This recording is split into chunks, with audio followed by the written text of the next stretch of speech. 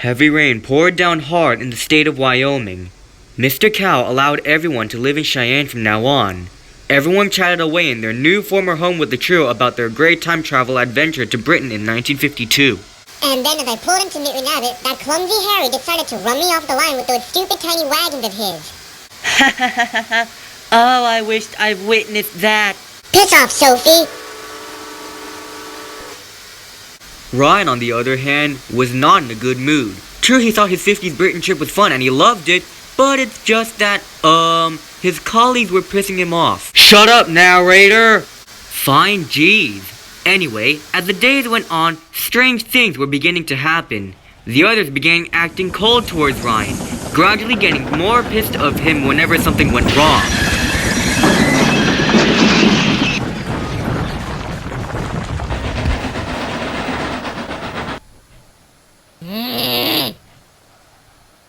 This became too much for the 4884, and one rainy afternoon, he could stand it no longer.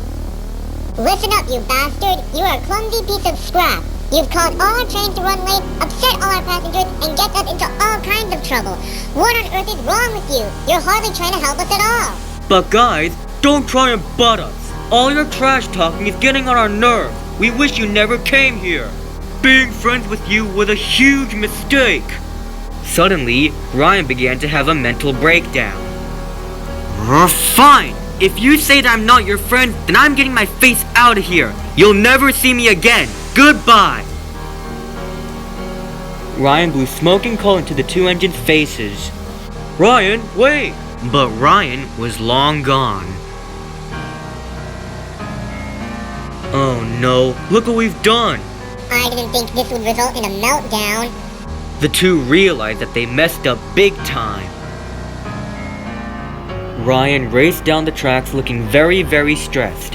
He steamed further away from Cheyenne, using tons of coal and water. Why did the steam engine treat me like this too? I thought it was only diesels. Suddenly, Ryan began to feel ill. He found himself decreasing speed as he went further and further into the distance. He finally came to a complete stop with steam weeping from his joints.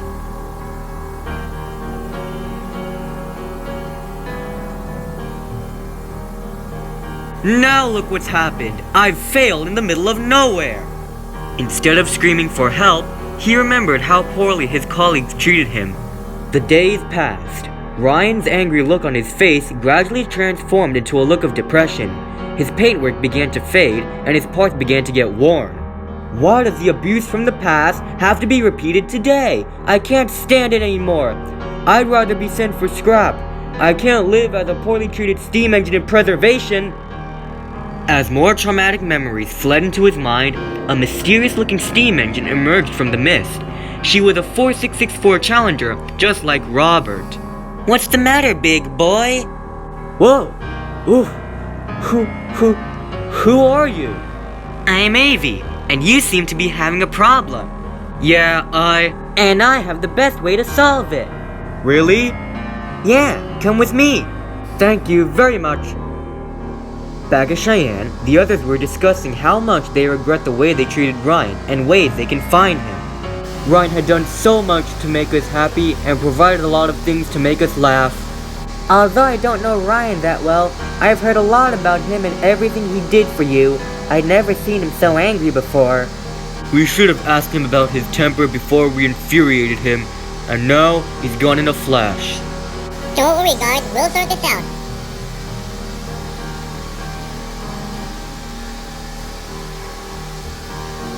We'll split up into groups and search all over the railroad for him. Some of you even have to search outside this railroad. Everyone hoped for Ryan to be alright, but their hopes were soon dashed. Meanwhile, Avy was dragging Ryan down the rails. Ryan didn't speak to her at all. His sadness then changed to anger once again. Avy remained silent for majority of the trip, knowing that Ryan was not in a really good mood to talk to anybody. Those brats must pay for taking me for granted.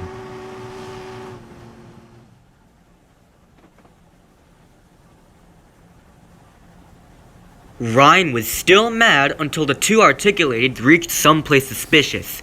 The tracks were overgrown and there were bushes everywhere.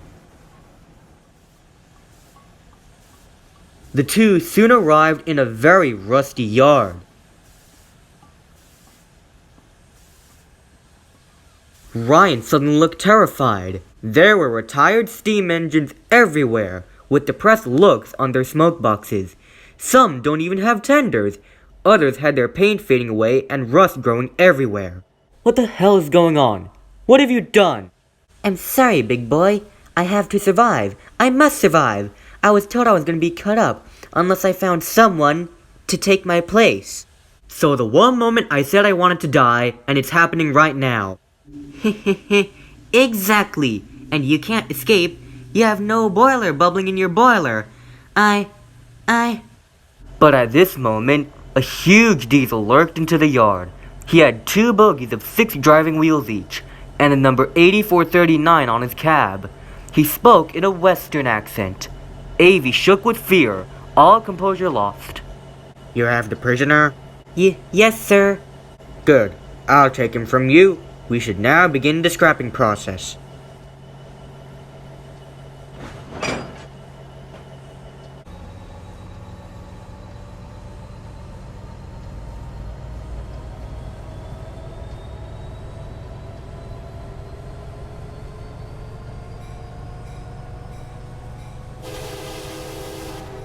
I knew it. I was right. I'm gonna die. Why did you decide to do this?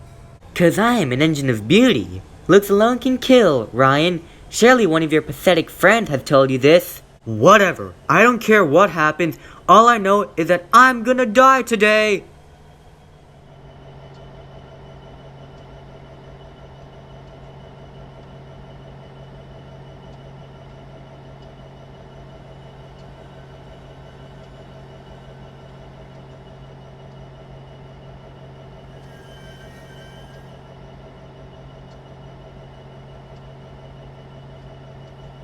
Bye-bye, big boy.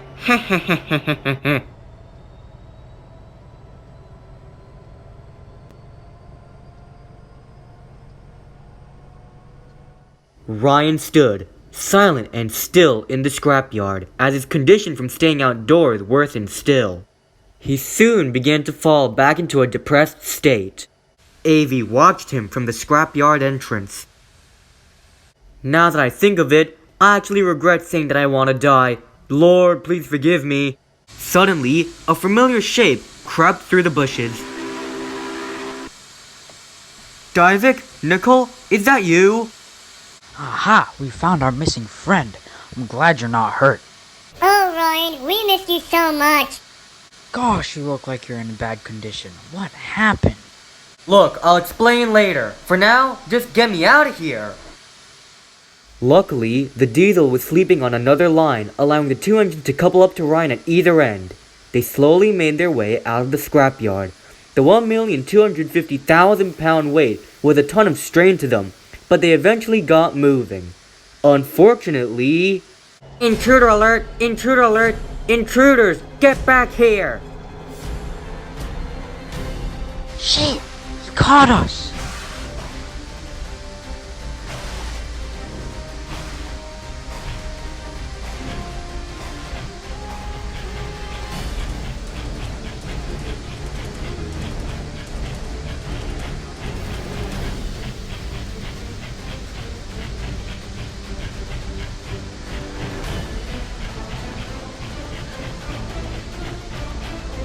The trio got to the exit just in time. The diesel soon realized Avi was blocking his way. He slammed his brakes hard on and came to a stop moments before he could touch her. I'll get you three next time. Ha! We'd love to see you try then. The three engines raced as fast as they could into the distance and back towards home.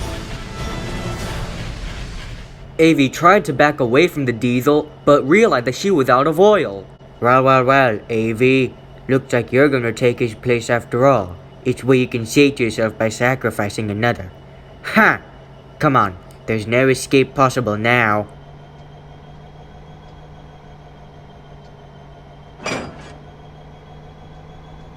No, No.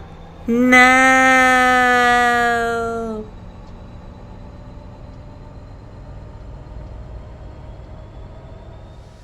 Back at Cheyenne, the trio slowly rolled into the blaze, yard, wheezing from their long journey.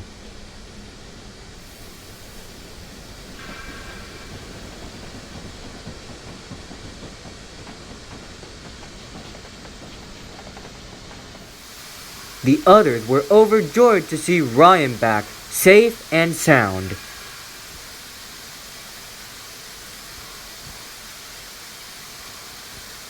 Ryan, oh thank goodness you're okay. What's happened to your paint job? That's a long story. Ryan told everyone what happened, taking around half an hour to recite the whole thing. Everyone gasped. Wow, you seem to have had quite an adventure. Come on, let's take Ryan to the works. Nickel shunted Ryan in front of the workshop, where two men looked him over. Oh dear, looks like there's a ton of rusty and worn parts on this engine. He's gonna need a major overhaul. We'll even have to remove the boiler from the frames. What? A boiler lift? Unfortunately, yes. Your superheaters have completely rusted. The overhaul is gonna take until the end of this year. I shouldn't have fallen for AV's trap. And now, I've gotten myself into poor mechanical condition. No, don't worry, Ryan. It was our bad for getting you into this kind of condition. You sure? Yes. Can you forgive us? Sure, but under one condition. Yeah? Don't treat me like garbage ever again. It pisses me off a lot. Understood. But I want to ask you something. Why do you get so mad when we gave you just a little attitude? Back in my early life in the mid-1950s, I was treated like torture by my original colleagues, which at the time were mostly diesel. Even my old owner acted the same way. They'd never listen to anything I say. Like, if I give them good advice for anything, they'd think I'm talking nonsense. If I told this advice to my owner, he'd give me 3 hard whips in the front. This went on and on until I wanted to get back at them hard. One day, my original owner stood in the middle of the tracks that I was on. I got my chance, and I killed. As Ryan's story came to a close a few minutes later, Nickel and Rabbit were completely shocked. Oh God, I didn't know you had such a miserable life back then. I've gotten PTSD from it. I never thought something like this would be repeated today. Ryan, I witnessed it too, so I know how it feels. I'm so sorry that your life took an unexpected turn. Thank you very much for your concern. You're welcome, Ryan. We should now leave you in peace. We have other business to attend to. Hope you look splendid after your rebuild.